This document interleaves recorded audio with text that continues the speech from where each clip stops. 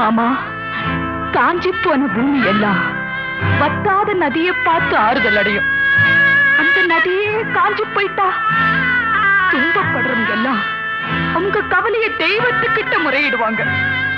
ஆனா தெய்வமே கலங்கி நின்னா அந்த தெய்வத்துக்கு யாரால ஆறுதல் சொல்ல முடியும்? தானாடவில்லை அம்மா, சதையாடுது நதி, தந்தை என்றும் பிள்ளை என்றும் விளையாடுது.